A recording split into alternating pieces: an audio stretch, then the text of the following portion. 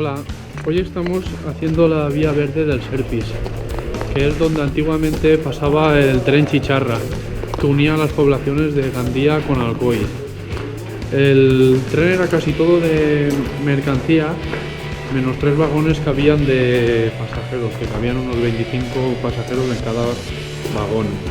Lo curioso es que en los tramos más empinados la gente solía bajar del tren para echar piñas de los pinos a la locomotora para que fuera un poco más rápido, porque no tenía suficiente fuerza el tren. Y también otra curiosidad es que ese tren lo construyeron unos ingleses. Ese túnel que acabamos de pasar es donde pasaba el tren. Os dejo, hasta luego.